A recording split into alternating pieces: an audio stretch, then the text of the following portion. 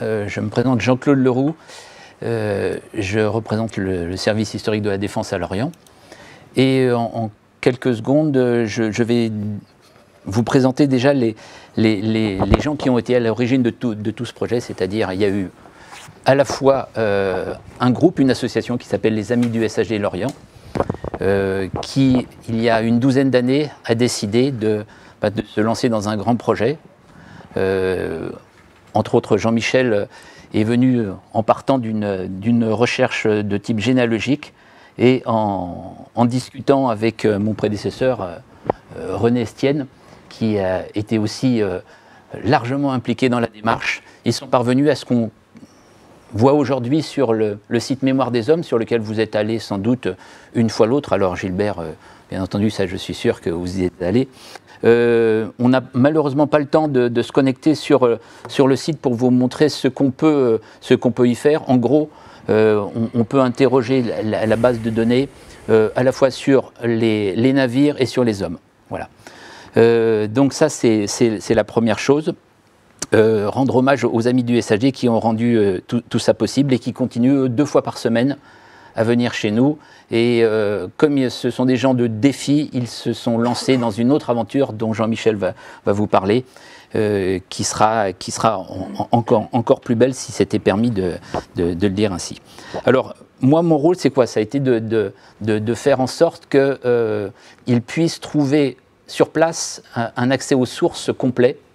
C'est-à-dire, quand je dis un accès aux sources complet, c'est un accès aux registres eux-mêmes, parce qu'on avait déjà, à l'époque de René, entrepris de numériser tous les registres sous la forme de bobines de microfilm.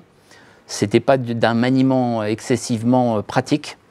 Donc, les amis du SHD Lorient, eux, ont fait leur recherche et leur dépouillement à partir des registres initiaux. À ce sujet, depuis, nous venons d'achever la numérisation des bobines de microfilm, ce qui fait que je peux vous annoncer que dans quelques semaines, nous devrions pouvoir consulter sur un micro classique au SHD Lorient et seulement au SHD Lorient pour des raisons réglementaires pour le moment, tous ces registres-là que vous pourrez lire à la volée, plus avec un système d'indexation qui va permettre de gagner quand même beaucoup de temps. Voilà. Je vous reparlerai après de nos projets au service historique, parce qu'on a beaucoup de projets, entre autres, puisqu'il y a Xavier Lobby de Brest et puis Magali, mes collègues donc, de Brest et Cherbourg qui sont là. On vous parlera à propos des gens de mer de notre grand projet de numérisation des rôles d'inscription maritime, qui est trans entre le XVIIIe siècle et le XXe siècle, et je pense que ça va beaucoup intéresser les chercheurs. Et donc le dernier mot, si vous voulez en savoir un petit peu plus, n'hésitez pas à venir nous voir, parce que là, c'est extrêmement difficile de vous parler de tout ce qu'on a à vous proposer, mais entre les numérisations et les bases de données, faites ou en projet, on a vraiment des quantités de choses à vous proposer. Je passe la parole à Jean-Michel. Merci Jean-Claude, bonjour à tous. Cette base de données est née en 1997, à vrai dire, donc ce qui fait quelques années. Je faisais un travail de recherche sur des registres d'engagement pour les îles que je voulais transformer en informatique. J'avais commencé la saisie et afin d'établir des notices, je me suis vite heurté au problème de la connaissance exacte des armements avec les dates pour les bateaux. Et heureusement, en 1996, René Estienne avait publié son ouvrage sur les armements de la 2e Compagnie des Indes, ce qui m'a permis de commencer à construire quelque chose autour de son travail. Ce travail était sous Word, je l'ai importé après, de manière à l'utiliser. Alors, on a commencé donc par s'occuper des navires dans un premier temps, et l'idée, ça a été, au fur et à mesure que le temps passait, de connecter les navires aux hommes et aux documents, puisque tout provient des documents, bien entendu. Initialement, donc, on a travaillé sur ce portail des armements. L'idée, c'était de donner tous les armements de la 2e Compagnie des Indes, les uns à la suite des autres, et d'y coller le plus de renseignements possible sur chaque armement. Alors, C'est une véritable base de données relationnelle qu'à l'époque on a faite. Donc je vais être un petit peu moins dans le domaine du document que mes prédécesseurs. Je vais plus vous parler de la structure de cette base de données et la manière dont elle fonctionne à peu près. Donc d'abord, en ce qui concerne les navires, la période c'est 1719-1790, c'est-à-dire qu'on ne s'est pas arrêté finalement à la Compagnie des Indes. On a pris tous les rôles d'armement et tous les armements partis de Port-Louis-l'Orient pour cette période, pour le long cours et le grand cabotage. Il reste malheureusement un travail considérable à faire pour le cabotage qui serait fort intéressant pour tous les chercheurs, évidemment, mais là pour ça il faudrait des petites mains pour saisir les données, ce qui est pas toujours facile à trouver. Ce qui va se faire, au moins initier cet été. Alors donc tout est basé sur les armements et les campagnes. Donc en fait, une campagne, eh bien, il peut y avoir plusieurs armements pendant une campagne. Un bateau part aux îles, mettons au Mascareigne. Des armes pour une raison XY, ce sont souvent des dates un peu administratives, réarme et repart, et puis nous avons dû faire deux tables séparées pour les armements et les campagnes. Vous voyez sur la droite, en gros, ce qu'il y a dedans dans chaque table. Donc bien sûr les dates, les opérations, le capitaine, le propriétaire, l'exploitant, et pour chaque armement, le nombre de tonneaux, celui indiqué sur les rôles, le nombre d'équipages, les canons, etc. Toutes les autres tables sont associées donc, qui sont associées aux armements. Donc les campagnes, bien entendu, il fallait une table pour relier tous les armements entre eux. Donc c'est l'objet de cette table de campagne, où on a plus précisément les étapes de cette campagne et les dates extrêmes. À signaler qu'aujourd'hui, en 2020, sur Internet, on ne trouve toujours pas une base concernant les bateaux de la marine royale avec des dates précises, ce qui est fort dommageable pour toutes les recherches, en particulier quand on attaque les matricules, où, bien entendu, il y a un mélange entre les services pour le roi et ceux pour la Compagnie des Indes ou le commerce. Et là, on est très pénalisé. Peut-être que quelqu'un, un jour, se lancera vraiment de manière informatique réelle, pas en livre uniquement, sur le sujet. Alors ensuite, à chaque armement sont associées des opérations. Qu'est-ce que les opérations René Estienne avait bien repéré ce genre cette liste d'opérations justement qui pouvaient se passer, c'est-à-dire armement, désarmement, le bateau a coulé, il y a eu un combat, il y a eu une prise, il y a eu une capture, le bateau a été vendu, etc.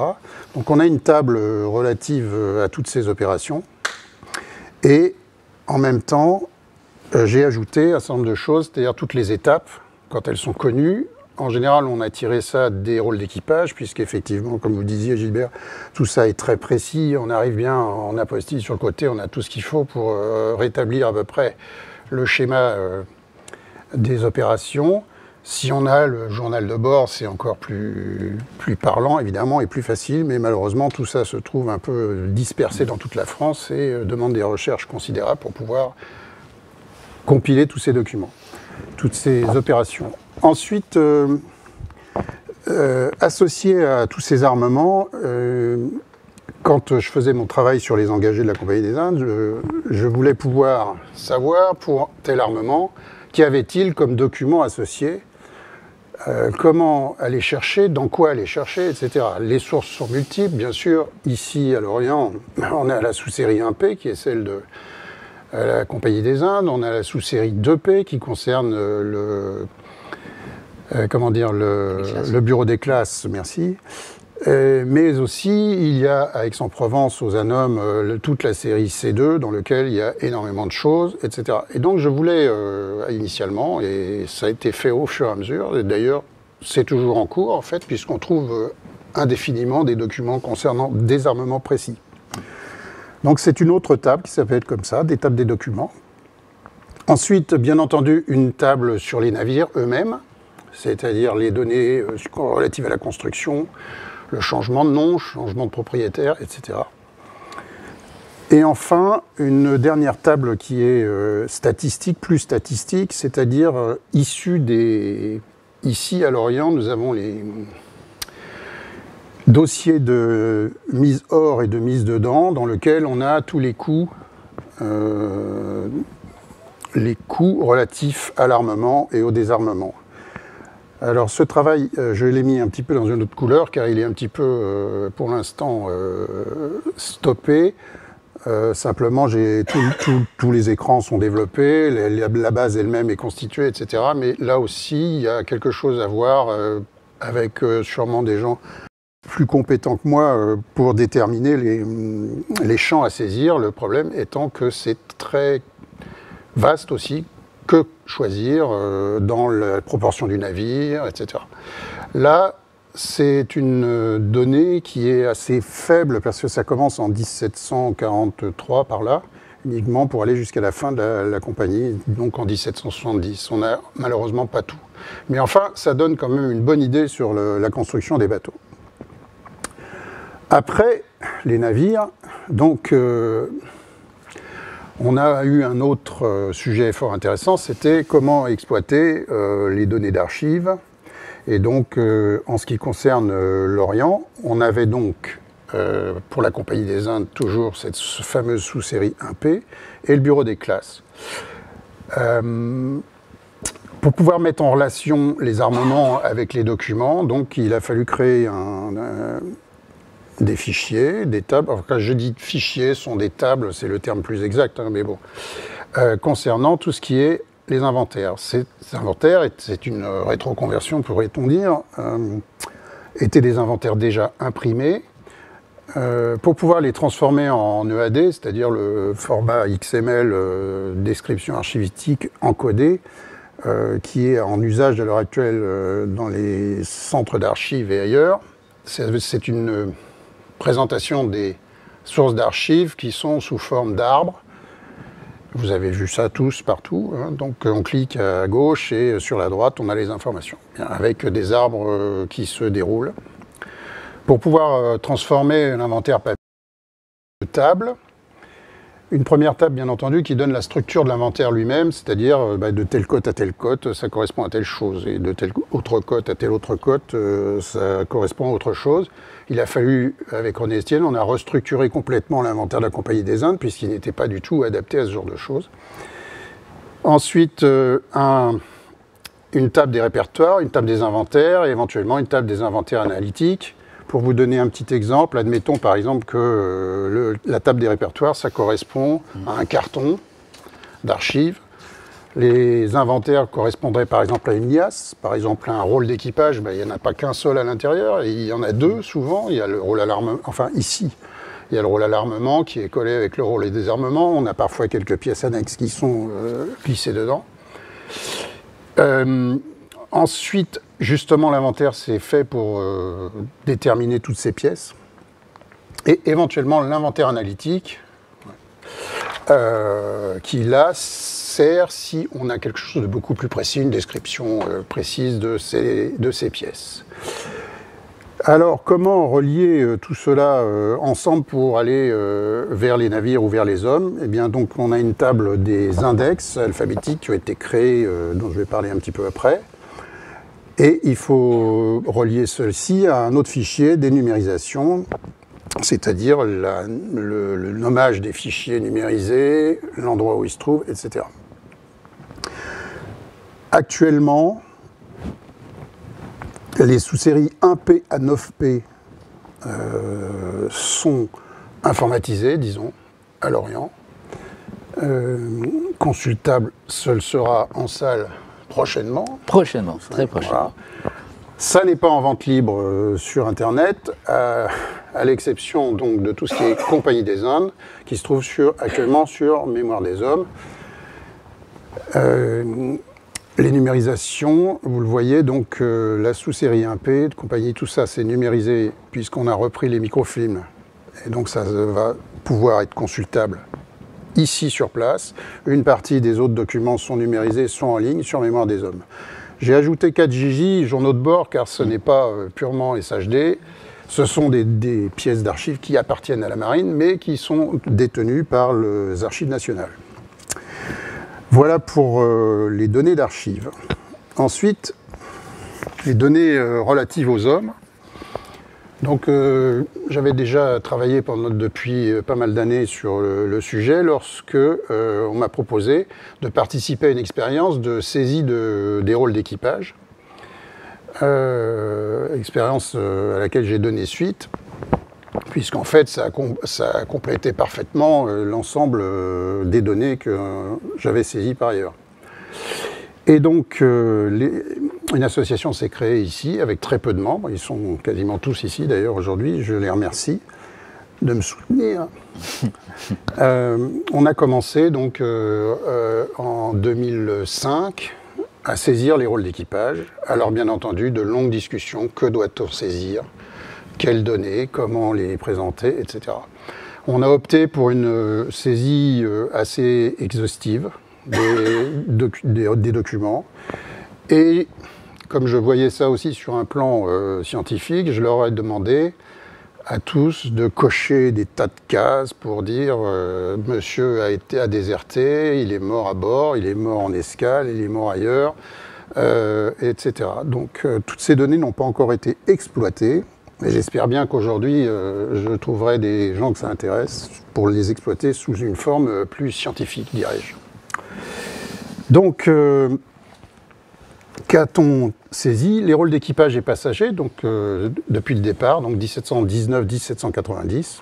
Vous voyez, ça fait 250 000 lignes, un peu plus, avec les graphies des noms, puisque nous saisissons les graphies des noms différentes, on est à 300 000 entrées, et tout ça, c'est en ligne sur Mémoire des hommes. Ensuite, les répertoires et matricules du 18e. Là, c'est un travail que je termine. Il se trouve qu'il y a des répertoires, ce ne sont pas vraiment des matricules, mais qui ressemblent un petit peu à ça, nom, prénom, père éventuellement, lieu d'origine, et 2-3 embarquements, les mousses, et puis après, officier marinier, matelot, etc. C'est la période 1733-1745. Après, on a un trou, on a les matricules qui commencent vers 1754, si je ne me trompe pas, 1750. Mais ces répertoires n'ont pas encore été vraiment étudiés par les historiens, parce que, bon, ils n'ont pas été dépouillés et c'est pas très facile à utiliser. Mais là, donc, ça représente 17 000 cases, disons. Et ça sera bientôt à disposition d'une manière qu'on est en train de mettre en œuvre et à laquelle on réfléchit. À part ces répertoires, donc les matricules du XVIIIe siècle sont aussi, il y a des tables qui ont été faites, mais là ce sont des tables assez restreintes, nom, prénom, parents, conjoints éventuels, etc. Et ça, c'était... Il y a 10 ans, c'était en consultation libre à Lorient, dans la salle. Depuis, on est passé à autre chose et pour l'instant, c'est en stand-by, mais je pense qu'on reverra un petit peu le sujet de manière à ce que ça soit présenté. Je ne désespère pas que tout ça se trouve un jour en ligne aussi. Nous avons aussi fait un certain nombre d'index de documents. Qu'est-ce que c'est qu'un document? Ben, c'est une pièce d'archive, par exemple...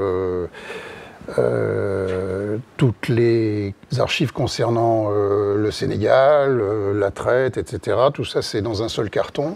Ce carton a été inventorié complètement et on a fait une table des noms des gens qui apparaissent dans ces documents. Et voilà. C'est pour l'instant un petit corpus, 4500 lignes, ça va augmenter. En particulier, Chantal, qui est ici présent, a saisi tous les registres des hards de chaque armement. Donc, vous voyez bien la liaison entre l'armement, le bateau, tiens, les hommes, les hards, etc. Tout ça est relié.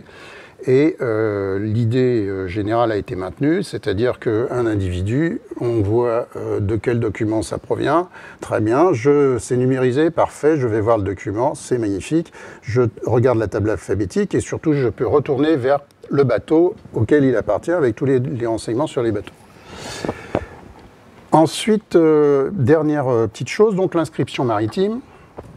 Là, il s'agit du 19e, voire 20e siècle. 20e siècle, oui. Ce travail a été réalisé en partie par Jean-Claude Évin, qui est ici, sur Groix. Jean-Paul. Jean-Paul, excuse-moi. C'est Influence. Influence, oui. Qui a fait le travail sur Groix, et Sébastien Leviavant, qui travaille au SHD ici, qui a saisi près de 65 000 cases actuellement de toute l'inscription de Lorient, Port-Louis, Groix, Belle-Île. Et tout ceci, je dirais malheureusement... Avec Paul Le Gouache qui a saisi Belle-Île. D'accord. Voilà. Alors tout ceci, un peu malheureusement, mais bon, on ne peut pas non plus tout faire. Donc c'est saisi sous Excel, sous une certaine forme. Et donc derrière, je récupère tout ça, je remets en forme et on fabrique les tables sous forme de PDF qui seront à disposition. Et bien sûr, on est en train de fabriquer cette base de données de l'inscription maritime, qui sera disponible bientôt. Plus tard. Alors, juste un aparté, donc sur le site, on a parlé de Mémoire des Hommes tout à l'heure, il y a le site internet du SHD également, et sur le site internet du SHD, au milieu de 700 instruments de recherche que nous avons actuellement aujourd'hui, vous pouvez accéder à tout ce qui est inscription maritime, donc par quartier, hein, du 3P Belle-Île jusqu'au 9P Lorient. Vous avez des instruments de recherche, vous avez les dépouillements des registres qui sont accessibles aussi. Et bientôt, donc, nous aurons, enfin, on a un projet qui est bien avancé, on en a parlé tout à l'heure, donc avec Brest ou Cherbourg, de numérisation des rôles eux-mêmes, des rôles d'équipage. Ça va être un terme un peu plus long, mais ça fait des années qu'on... ça sera 19e et 20e, puisque nos plus vieux registres, hein, la règle des 1940 avant-après, elle est plus ou moins fiable. On a des registres qui vont jusqu'aux années 70 quasiment, donc parfois. Donc tout ça, dans le plus beau des mondes, le jour où ça arrivera, on aura instruments de recherche, base de données dépouillée et l'archive accessible en clics, ce qui résoudra le problème qu'on a évoqué tout à l'heure, c'est-à-dire que garde-t-on de l'information initiale. Désolé, j'étais un petit peu long, je vois qu'il est déjà, j'ai déjà dépassé. Donc, les données relatives aux hommes, phase de consolidation, oui, donc à partir de toutes ces bases de données, donc avec les amis du SHD, nous sommes en train de mettre en place un dictionnaire des navigants de la Compagnie des Indes. En fait, donc, ils ont un écran de saisie, ils vont piocher dans la base de données et on récupère tous les embarquements dans les embarquements pour fabriquer des événements. Et on obtient ainsi la carrière de chaque navigant à peu près correctement, sans trou, sauf pendant les guerres, bien entendu. Et, voilà. Et donc on compile les données des embarquements, des matricules et des répertoires de manière à fabriquer une notice correcte de carrière pour les individus. On ajoute à ceci quelques données généalogiques, si on les a. Actuellement, il y a beaucoup de choses qui sont en ligne, donc c'est relativement simple. Des renvois bibliographiques. Et nous ne sommes qu'à 11 500 notices actuellement. On est à peu près, je pense, allez, je vois entre 20 et 25 000 individus ayant navigué pour la compagnie, qui proviennent de tous les départements. C'est-à-dire tout le monde sait qu'il y a plus de 30% des navigants de la compagnie qui viennent de Saint-Malo, en particulier. Voilà pour ça. Alors comment je fais? J'utilise le logiciel Visual Fox Pro, sûrement personne ne connaît forcément, et on en est à la version 9, VFP9. Ça vient du monde XBase, dans les années 80 quand j'ai débuté. Il y avait des bases 2, 3, 4, Fox Pro, puis Visual Fox Pro. C'est un véritable, une base de, enfin SGBD. Voilà, merci, je cherchais. Système de gestion de base de données qui est très puissant. Qui a été abandonné, bien entendu racheté par Microsoft, puis bien entendu abandonné par Microsoft en 2004, mais ça tourne toujours sous Windows 10. Et il y a un futur aujourd'hui qui s'appelle X-Sharp. C'est des gens qui ont travaillé dans tout ce domaine, qui ont Microsoft ayant relâché son compilateur fétiche, c'est-à-dire mis dans le domaine public. Donc tout ce qui est dans ce monde XBase est absolument pas perdu actuellement et on va pouvoir recompiler direct après sur ce X# en question. Donc je n'ai pas d'inquiétude sur la pérennité de ce logiciel qui permet comme Access, mais Access c'est un peu différent, les formulaires de saisie, des requêtes, des tris, des exports et imports de données. La limitation pour une table, c'est 2 GB, donc c'est suffisant. Et les enregistrements, on peut aller jusqu'à 1 milliard d'enregistrements par table. Voilà. Donc il n'y a pas de quasi no limite. Hein. C'est un compilateur 32 bits, bon, c'est vrai qu'aujourd'hui on est en 64, mais ça fonctionne toujours. Alors avec ça, que fais-je? Que fait-on? Des sorties, donc bien entendu des fichiers PDF, dont tout le monde raffole, mais et surtout ce qui m'a permis de préparer les fichiers pour que Mémoire des Hommes, c'est-à-dire la DPMA aujourd'hui, intègre ça dans son site, des fichiers CSV, enfin tout ce qui est texte, tout ce qui est fichier texte, je le génère directement à partir des programmes que je fabrique. Donc un fichier CSV, un HTML, je peux transférer vers de l'XLS, les textes, etc. Tout ça est attaquable derrière, bien sûr, avec après des systèmes de base de données pour Internet, MySQL, SQLite, et sur PHP. Voilà, j'étais très rapide. Alors, mais oui. Juste pour compléter sur ce qu'on a en projet, Jean-Michel a abordé rapidement tout à l'heure la problématique du petit cabotage. Donc on va commencer cet été à éplucher justement l'instrument de recherche qui avait été fait sur le petit cabotage par mademoiselle Beauchesne, donc qui a été la conservatrice du SHD pendant des décennies, jusqu'à l'aube des années 70. Et donc ça va être dépouillé et ça va pouvoir être exploité à la suite par Jean-Michel. Et dans les autres choses que je voulais signaler aussi, le ministère des Armées, donc le SHD, a dans ses différentes implantations des tas de bases de données à disposition. Malheureusement, on ne peut pas y accéder depuis l'extérieur. Je pense notamment à un fichier, enfin tu ne me contrediras pas, je pense le CC7, on peut l'avoir que de chez nous, on ne peut absolument pas le...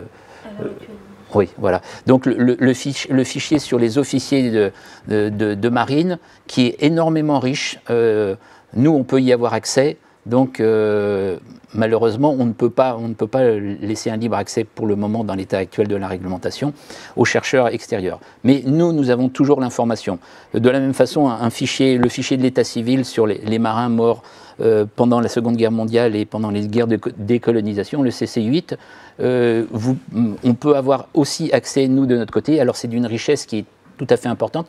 J'en discutais tout à l'heure avec un chercheur. Vous avez des milliers de lignes sur les marins avec des informations liées par exemple à leur bâtiment. Admettons que vous vouliez faire une étude prosopographique sur les marins du Surcouf, donc du sous-marin disparu en 1942, vous allez pouvoir faire une recherche là-dessus et avoir toute la liste qui apparaisse avec la référence du dossier. Donc c'est ces fameux lendemains qui chantent dont on pourrait parler. On a beaucoup à vous apporter au ministère des Armées, au service historique. Pour le moment, il faut encore passer par nous, mais ça nous donnera le plaisir de nous rencontrer. Voilà, merci de votre attention.